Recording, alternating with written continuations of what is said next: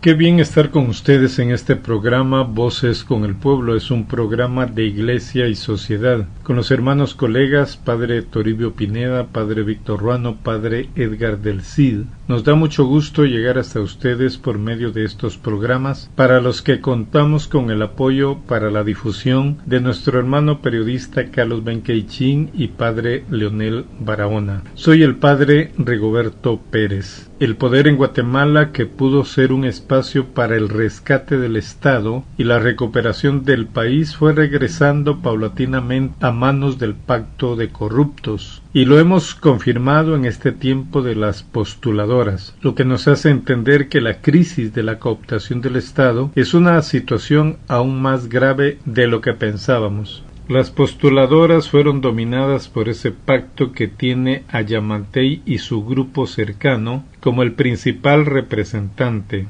La acción de los 100 diputados en torno a Barreto confirmó que el país sigue en sus manos, es decir, en las manos del conocido pacto, y que solamente la intervención del pueblo permitirá dar un paso sustancial en la recuperación de la democracia, para lo cual la ciudadanía deberá abrir la conciencia frente a la situación nacional y la cuestión política. Requiere de un análisis para detectar las bisagras del cambio que permita que esa jauría que devora al país queden sin poder. Lo explicó con suma claridad el padre Edgar del Cid en su programa de esta serie, el día de ayer. Estimados oyentes, pareciera ser que no se puede esperar nada bueno cuando el poder se arrodilla frente a las élites de siempre y frente a los poderes paralelos que ordenan a su antojo, repartiendo las caletas de dinero, que ha sido el estilo de Jimmy Morales y de Alejandro Yamatei, como tantas veces se ha repetido. ¿Qué ha pasado con las postuladoras? Tenemos una raíz de los males en las universidades que están determinando y articulando el poder del país en nombre de una ciudadanía, pero sin sintonizar con ella, una ciudadanía de la que no tienen representatividad.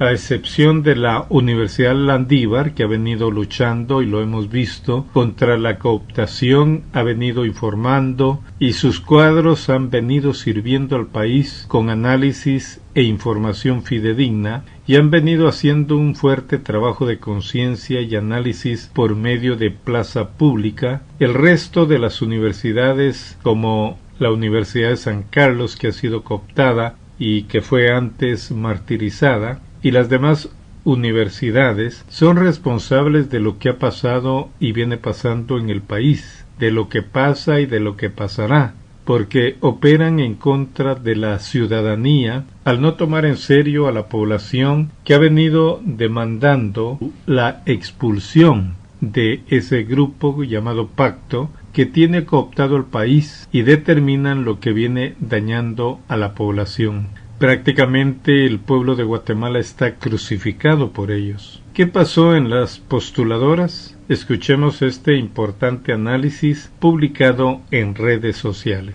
Les voy a dar 3 datos de cada uno de los 5 magistrados titulares para tener una idea de por dónde va a ir el rumbo de nuestro país durante los próximos 5 años. Iniciaré con Gladys Morfín, nombrada por el presidente Arévalo, de quien se esperaba mucho y creo que hoy se habla muy poco. Tiene vínculos estrechos con el sector empresarial y minero. En una investigación del Observador, fundó y representó legalmente empresas mineras como Entre Mares, vinculada a proyectos mineros en Santa Rosa, Jutiapa, San Marcos, entre otros departamentos en Guatemala, México y Estados Unidos. Y sus vínculos familiares con el grupo ATG, con estrechos nexos con la Corporación Multiinversiones. Tienen planificados grandes proyectos de hidroeléctricas y eólicos.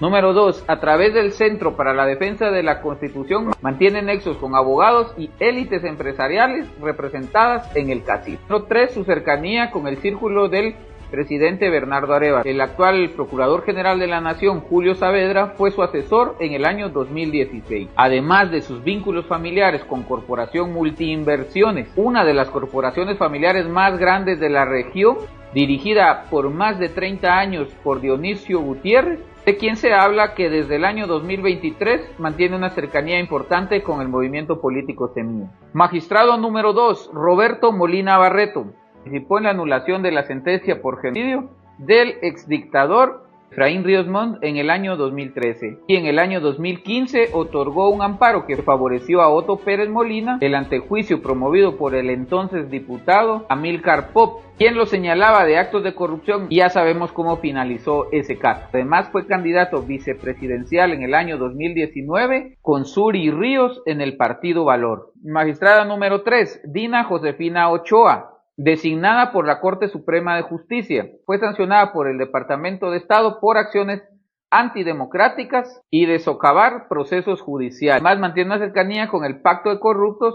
Se le recuerda por haber emitido votos favorables a las decisiones del expresidente Jimmy Morales para expulsar a la Comisión Internacional contra la Impunidad en Guatemala. Julia Marisol Rivera, designada por la Universidad de San Carlos. Es exesposa de Luis Fernando Córdoba, secretario general de la Universidad de San Carlos, por lo tanto vinculada a Walter Mazariego. Se le acusa de presentar certificaciones docentes fraudulentas para acreditar experiencia en docencia universitaria. Por tanto, su nombramiento ha sido opaco y existen recursos legales pendientes de resolución, por lo que hacen frágil su designación. Magistrada número 5, Astrid Lemus Rodríguez, designada por el Colegio de Abogados. Fue magistrada de la Corte Suprema de Justicia en 1994. Por tanto, representa continuidad de un sistema judicial tradicional criticado por corrupción. Y no olvidar la serie de denuncias que realizó FOPA de sus presuntos vínculos con figuras y estructuras asociadas al Pacto de Corruptos.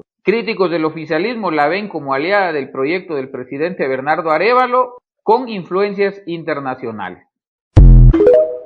Este era un análisis certero publicado en redes sociales que nos permite saber delante de qué estamos. Padre Víctor Ruano lo dijo también en su importante análisis que ofrece para diversos medios, entre ellos Religión Digital. Nuestro hermano y colega Padre Víctor Ruano escribió: la reciente integración de la Corte de Constitucionalidad debió ser una oportunidad para fortalecer el Estado de Derecho en Guatemala. En cambio, confirmó lo que se venía denunciando, la persistencia de un sistema de poder que utiliza las instituciones para garantizar la continuidad de la corrupción y la impunidad. Lo ocurrido es un síntoma grave de la captura progresiva del sistema de justicia por intereses que se resisten a cualquier transformación democrática. Sigue diciendo literalmente Padre Víctor Ruano: la CC, Corte de Constitucionalidad, es el órgano que interpreta la Constitución y decide sobre la legalidad de las acciones del poder público. Controla la Corte significa influir decisivamente en el rumbo institucional del país. Por eso su integración nunca es neutral. Revela correlaciones de fuerza, pactos políticos y alianzas que se negocian en la opacidad.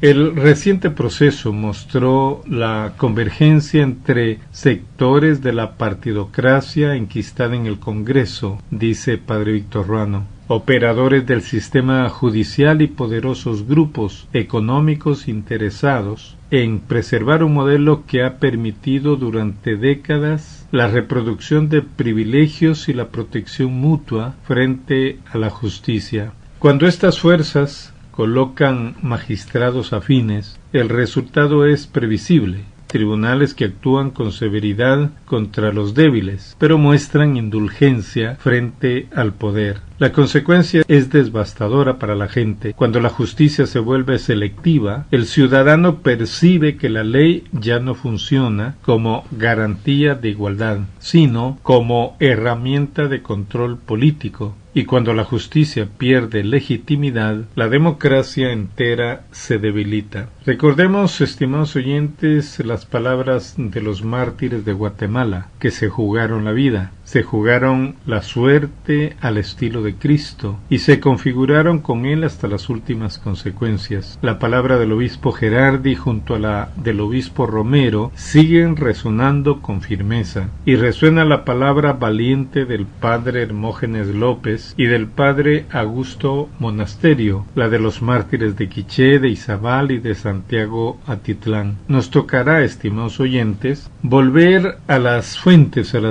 de ellos, de los mártires, por lo que la evangelización enfrenta al mundo con valentía y exige renunciar y tomar la cruz, porque el mundo es duro, azota y persigue, se burla y oprime. Cambiar el destino impuesto por los faraones del pasado y los Herodes y otros poderes públicos no es posible sino solamente mediante la renuncia al estilo de Cristo. Cuando la chalana sancarlistas que removía conciencias fue asesinada, secuestrada y desaparecida, hay un relato eterno que perdura por los siglos. Es la pasión de Cristo, que es espejo de la pasión del pueblo y sigue removiendo nuestras conciencias. Escuchemos esa voz. Isaías decía: miren a mi siervo. Estimados oyentes, que mirar en imágenes de la pasión de Cristo no nos adormezca la conciencia, o nos la tranquilice creyendo que es algo del pasado, o nos haga ciegos. Más bien que los profetas y Cristo, profeta de los profetas, nos sacuda la conciencia y nos comprometa a asumir nuestro compromiso con la realidad actual, para que no seamos contados nosotros entre los crucificadores, que serán enjuiciados por el eterno y justo juez. Termino aquí deseando que este ambiente de Cuaresma ayude a toda la población y a toda la ciudadanía a respirar fuerzas espirituales que produzcan ese cambio que sólo la población y la ciudadanía podrá realizar en este país. Gracias por su atención. Hasta la próxima.